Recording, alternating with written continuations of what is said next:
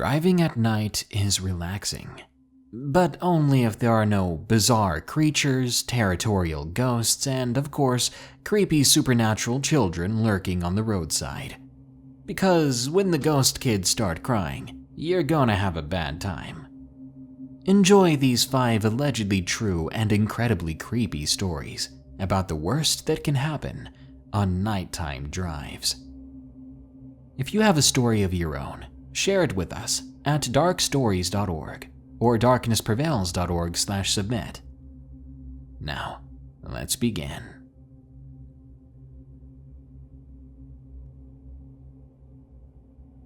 Strange Night Out from Jackson. This happened in the summer of 1978, so it was a bit of a while ago, but I still remember it to this day. I was just a 17-year-old guy. I was with my friend and my older sister. Our destination was going to be Lake Bloomington. Lake Bloomington is just outside of town where I lived at the time. My best friend then, Dane, and my sister Val and I decided to take a night drive, just to get away from everything. The lake was not the kind of place that you would consider scary or even foreboding in any way. I'd been there loads of times and enjoyed myself on numerous occasions. A lot of folks lived around the lake in different areas in fine homes, and I doubt that they ever ran into problems that were unexplainable. But that night, there were 3 individuals there that were absolutely terrified by what they encountered, and I was one of them. What took place was a very strange night out, and although we can all remember what we saw, none of us remembers the month, the date, or time that it occurred, save for it being nighttime, perhaps sometime after midnight. It was a summer night, that much we know for sure. So Val was up from Alabama visiting the family at the time, and that night she felt like getting out of the house, and I did too. I decided to call my friend Dane to see if he wanted to join us to take a drive, instead of doing another round of nothing for another night. Driving out of town, we headed north and decided to go by the lake, just to relax by the water. Long before the internet came around, you had to get out into the world to have any chance at having fun, and we were hoping to find just that. But what we found was more of an adventure, though it was a small one. After a short drive through the dark roads, we came to a 2-lane turnoff and headed for the lake. We drove down a straightaway and then turned left at an old restaurant called Green Gables.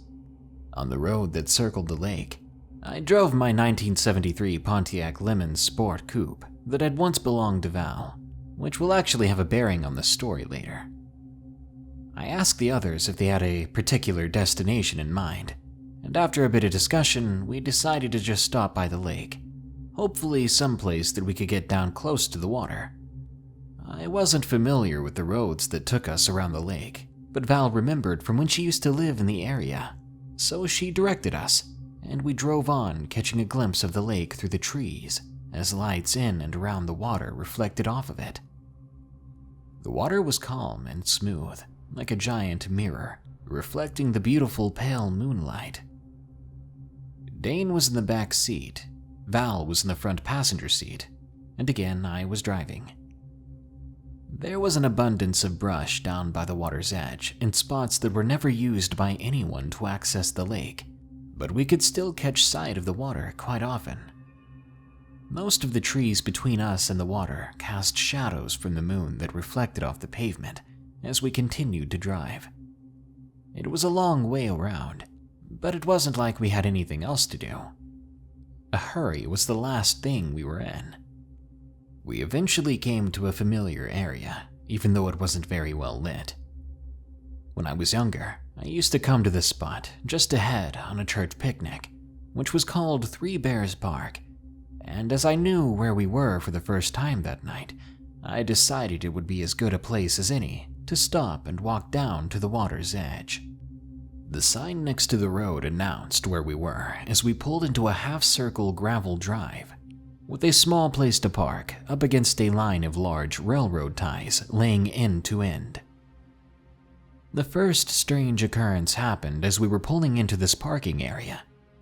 There was another car pulling out, and though we did not see the license plate, we could plainly see that it was a gold Ford Mustang convertible with a black vinyl top and black stripes up the center. What struck us all as strange was that the car was peeling out of the gravel area as fast as the driver could make it move, throwing rocks and dust up into the air as if the car was on fire and they were trying to put it out with speed. When it hit the pavement of the road we had just left, it continued to pick up speed, burning rubber until it disappeared into the night. We wrote it off as just some kids showing off or being stupid, but later found out that none of these were the case. I pulled the car up to the railroad ties and put it in park, and then I shut off the engine. We all got out, and then I ignorantly locked the door, telling Val to do the same, as this was long before power locks. We then proceeded to walk down toward the lake at a leisurely pace, just enjoying the night. As we were walking, we noticed what appeared to be a person wearing jeans and a white shirt, similar to that of a lab shirt, and he was bending down to do something close by the water. We decided to go down to the lake and maybe visit with him for a while. After all, we didn't have any real plans for the night, and this was a time when there was little to no fear of someone being hostile. Maybe we had just been raised differently, but I had no reason to believe that this person had anything but good in them. As it turned out, that being was someone or something we would never be able to meet or even reach. As we continued to the lakeside, there was no conversation between us that I can remember. After walking for an indeterminate amount of time, we should have made it to the water several times over, but when I looked up and toward the lake, we were still the same distance away, if not further. At that point, we were startled as a line of what I can only call beings appeared from out of the darkness. We all stopped dead in our tracks and watched in awe at what lay in our paths. It was a full line of forms all holding a single light, wearing robes that resembled a reaper, except for the color. Oddly enough, all three of us deferred after this encounter as to what color the robes were. Well, as for me, the robes were white, but they did not flow in the breeze, nor did their lights flicker at all. At first, I'd even considered the possibility that these were clan members, even though we were not in the South. Their faces and hands were not visible, but they looked as solid as we were. The location that should have been their face was as black as the night, and their line in front of us looked formidable, as though they were prepared for battle. At first, we froze on the spot, not knowing what to make of this situation, but still realizing that fear would play a part in this adventure. We stood there looking at something we could hardly understand or believe, before finally noticing that these figures were hovering about a foot off the ground. I would say it took no more than 20 seconds or so for us to realize we might be in some serious trouble. All their lights appeared to be suspended from an invisible hand. Then all of them began to move towards us at the same time. As they began to move, their speed steadily picked up the closer they got. We reacted by turning around to run back to the car and sprinting as quickly as we could. Now, once we turned, Val, after taking a few steps, lost her footing and fell straight to the ground. I couldn't believe what had just happened. I remember yelling at her to get up and to hurry. Deep down, I knew our lives were in danger. Dane and I went to help her up. Then we headed for the car as fast as our legs could carry us, while looking over our shoulders at the same time. The cloaked figures were still approaching. They were a wall of white cloaks, these beings of unknown origin. This was probably why Val fell in the first place, looking back at something so confusing and terrifying. It's surprising the other two of us didn't fall as well. Looking at how fast these creatures were moving, I honestly never believed we could get away from them. As Val and I ran up to the driver's side door of the car, Dane went to the passenger side. I pulled the keys from my pocket, regretting the fact that I locked it, and I couldn't believe it when the keys fell from my hand. We were falling for every horror movie cliché. If we were going to be killed, I probably deserved it at this point. I yelled out some random curse word. I tried bending down to pick up the keys, but before I could reach them, Val had quickly snatched them up herself and was unlocking the door. After a bit of trouble getting the key in the slot, she finally got the door open. For some reason, I jumped in the back seat and unlocked the passenger door for Dane, assuming that Val was going to drive instead of me. We had no time to spare. I knew our getaway would be close, if it wasn't futile. Val quickly threw the car into reverse, turning the wheel hard over the opposite way, and stepped on the gas. She handled it like a charm, which made sense, considering it was hers before it was mine. We left the area like a bat out of hell, throwing dirt and dust in our wake. At one point, I could smell burning rubber, but I didn't care, as long as we made it out. When we felt that we were far enough away to finally be safe, we all started panting like we'd been holding our breaths. After that, we began to talk. I couldn't help but bring up the fact that the gold Mustang we saw as we pulled in earlier, we had just repeated its performance. Obviously, the guy in that car must have saw those figures too.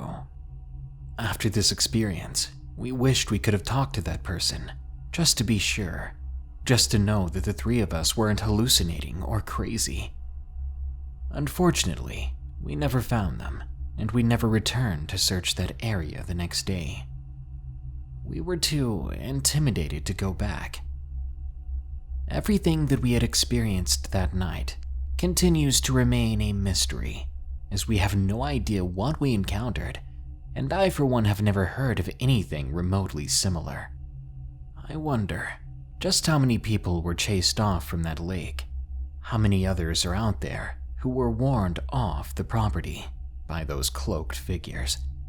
What even are they, and where did they come from?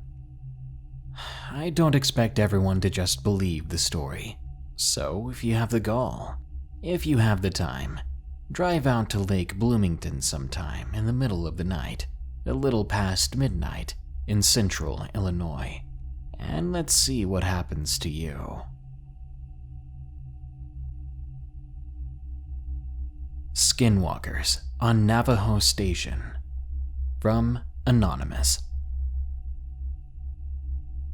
This encounter took place west of Window Rock, Arizona, in a forest littered with pines known as the Summit.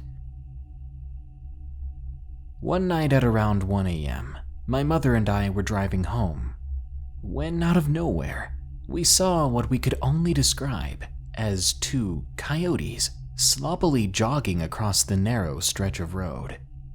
What separated these coyotes from just being coyotes was the disturbing fact that they appeared malnourished, patches of fur missing throughout their hides, as if plagued by a serious case of mange, not to mention the fact that they were jogging, something that I thought only humans did.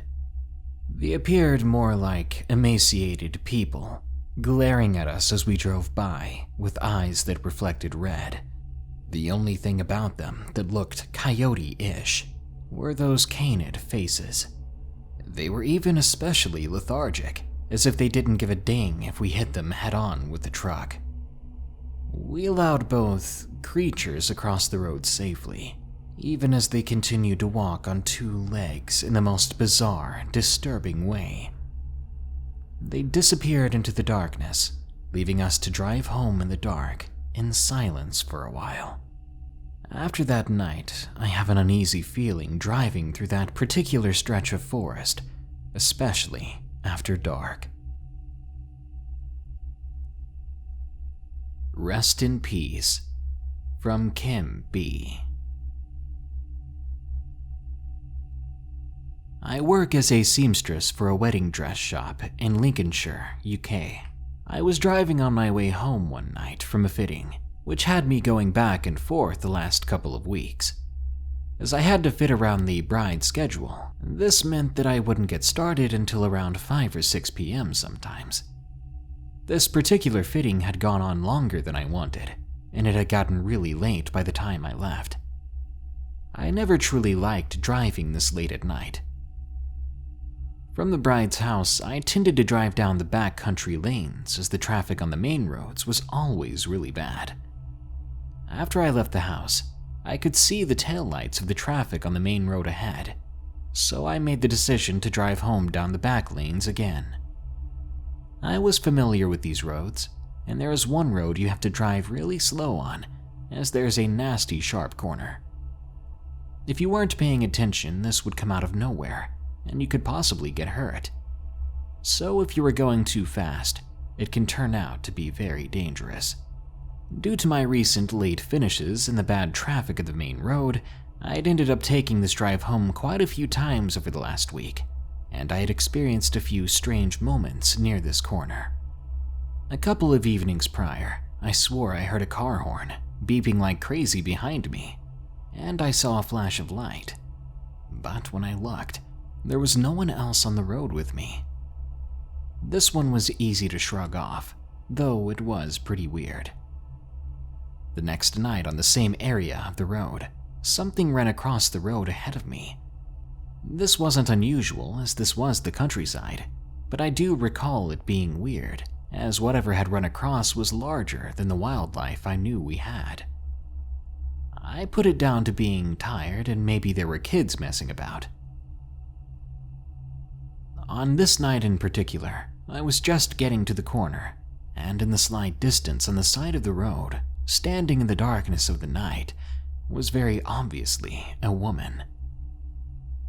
From the shine of my headlights, I could see that the top half of this woman looked to be mostly covered in some sort of dark substance. It almost looked like blood. I pulled over next to her, and I was about to get out of the car when the woman looked directly at me. Reflecting my headlights, I could see her eyes, and they made me stop dead in my tracks. Something wasn't quite right, because her eyes were pure black. It instantly made my hair stand on end, and I had an overwhelming sense of panic.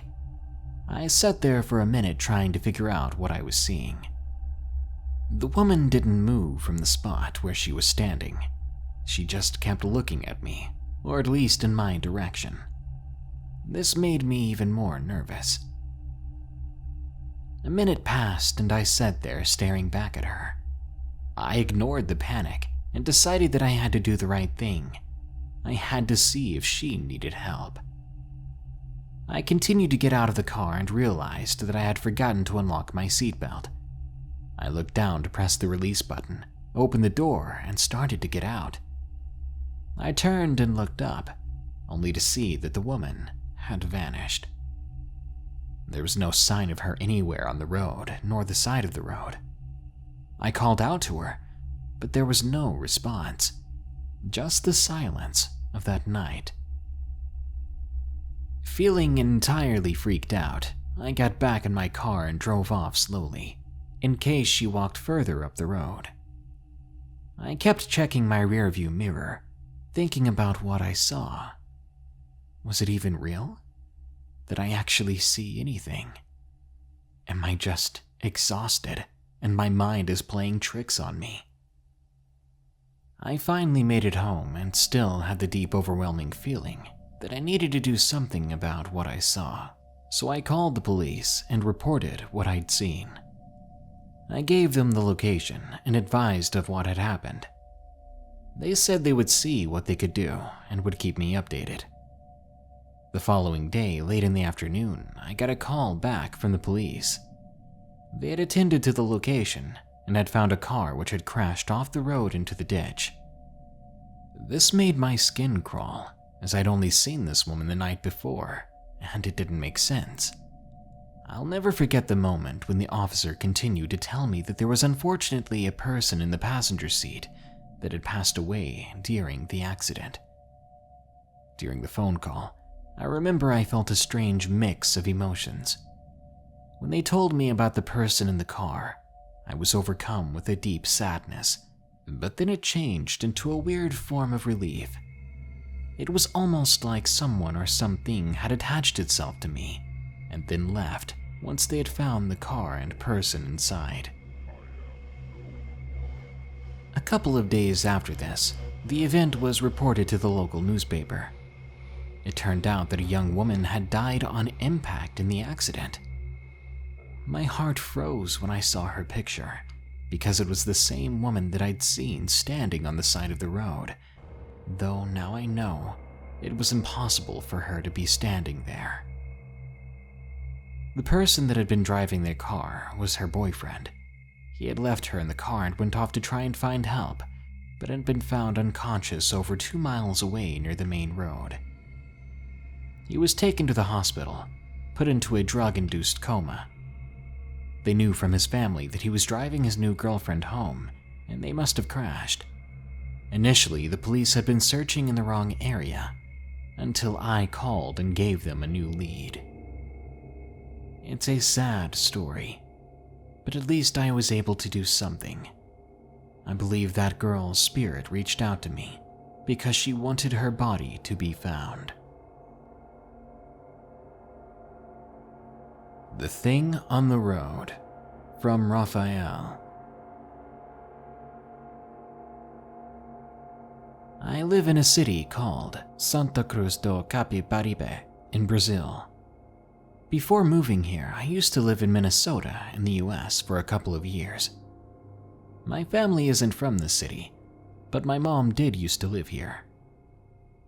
After I finished my studies in the US, I came back to Brazil and moved to Santa Cruz to stay with my mother. After 6 months of living here, I found a girlfriend. Shortly after, we got married, and after a year or so of ordinary life, I found a job in a city nearby and came back every night from my job through a 60-kilometer road. It was usually a quiet trip, and I was getting used to it. It only took about an hour to get from my city to the one that I worked. So when my wife got pregnant, I let her have the car while I was away for safety reasons, and I began to get home and back using a popular type of transport, an old Toyota that could carry about 12 people at a time. One night when I was returning from the city, it was just me and the driver of the Toyota. We were mostly quiet during the trip, as I'm quite a reserved person. I like to keep to myself. But a little after we passed midway to my city, his Toyota started to malfunction and we stopped at a nearby gas station. Unfortunately, this gas station was abandoned. It was a newer one and hadn't been finished yet, so no one was there and nothing was functioning. But at least they had some lights on, so the driver could check the engine. While he was doing that, I let him know I was going to find a restroom to use the bathroom. When I found it, the bathroom was not quite finished either. There were boxes all over, and the doors had not been applied yet. And weirdly, the bathroom's lights seemed to be malfunctioning, as they kept blinking on and off randomly, and they made a weird buzzing, tinking noise. I was doing my business when I heard the driver call for me, saying that the car was ready. I finished up, flushed the toilet, and called out to him to let him know that I was on my way. I started to wash my hands. Suddenly, I heard the driver scream, followed by the sound of the Toyota's engine starting. At first, I decided to stay in the bathroom, as I thought it could be a robbery or a kidnapping. Brazil can be a very dangerous country. I grabbed my cell phone and tried to dial 190, the emergency number in Brazil, but I did not have the signal to make the call. Then a dreadful sound came from outside. Tires peeling out. The driver of the Toyota had left me alone at an unfinished gas station. I swallowed hard. It took me a while to gather the courage to peek outside, and when I did, I didn't see anyone. And thankfully for me, my wife knows that if I wasn't home by 23:30 or 11:30 p.m., she would send someone to pick me up, and eventually she'd be able to get help for me. But I was further away than usual, and I was scared to wait by the road for people to see me, because someone or something had scared my driver away, and it or they were still out there. It was already 23:10, so if my wife was going to send someone, it would only be less than an hour's wait. So I decided to stay in the bathroom and listen for someone to drive down the road, someone that would hopefully be looking for me. After about 10 minutes, I heard a new sound. There was something howling out there. It sounded almost like someone who was in pain, but I knew it was an animal, because people sound like people, and this howl was a strange mix. I peeked outside to see if I could see anything, but again there was nothing. A few minutes later, I eventually saw someone after peeking out again. It was over by the roadside, a skinny-looking figure with white hair, or maybe fur, and when I looked closely, its facial structure closely resembled a horse's. But this was not a horse. My mind was sent reeling. What sort of animal was this? As I stared at it with fearful curiosity, I saw that it was beginning to come in my direction. I hid back in the bathroom, covering myself in those boxes, struggling to get my feet covered by something. And then I heard a horrific sound. Something was walking into the bathroom. I swear to God, as it did, the lights in the bathroom flickered more than usual, and a few of them even went off. It didn't make much sense, but I was too terrified to think about it at the time. In that moment, I could barely breathe. I could hear it sniffing around, breathing, checking the bathroom stalls, and even shifting one of the boxes I was under, but not too much. I closed my eyes and began to pray in my head. After a while, I heard it leave the bathroom, and the lights returned to normal, now not blinking at all. I knew that my ride would be here at any moment. Enough time had passed that if I wasn't careful, I would miss my opportunity to be rescued. But I was so scared. What would happen to me if I left that bathroom? What would happen to me if I even moved enough to make a sound? And I wasn't sure if my wife even made the call. I was only trusting that she would, guessing that she would. Because, for all I knew, she might have been sleeping by now and didn't even realize I hadn't made it home yet. All in all, though, I could not stay there forever. So I decided to trust my wife and take a gamble. I picked myself up from the boxes and ran over to the roadside. I did not see the creature roaming around, and I didn't hear it either. After waiting for about 10 minutes, her cousin actually drove by and picked me up in his truck. He said he had been looking for me and didn't think I'd be so far up in the road. But I was grateful to him, told him thanks, then told him what happened to me. I didn't leave out any details. As he drove, he glanced at me with a curious expression, then asked, "Have you ever heard about werewolves in this region?" I was silent, but he continued. "Locals here say that there is a beast roaming the region, and apparently it's quite active around Friday and on the weekends. Lord knows why." I went quiet. He laughed it off a bit, obviously seeing how scared I was. He drove me home in the dark as I stayed quiet. And now I'm just happy that I made it back home alive. The Sobbing Child, from Anonymous. It was a dark and rainy night. I had just gotten off work and was relieved to finally be able to go home. I worked the night shift, so I would finish work at about 3 a.m. I wasn't the biggest fan of the dark, but if anything, I drove a little faster at night. But as I was driving, my car suddenly made a loud sound and came to a halt. I cursed, getting out of the car to inspect what was wrong. And from the corner of my eye, I spotted a girl who looked to be 6 or 7. She was dressed in an old-fashioned gown, which was strange.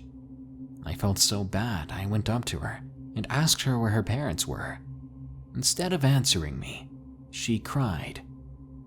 I'm very compassionate to people, so this only broke my heart even more, as I continued to ask her where her parents were and why she was out here. She didn't stop sobbing. I ran back to my car to grab my phone. I could hear her crying following me to the cab. She was right behind me. I could hear it. I grabbed the phone and began to dial 911. But when I turned around, the girl was gone. I searched around the car and in the nearby woods, but she was gone entirely, nowhere to be seen, with no trace that she was ever there.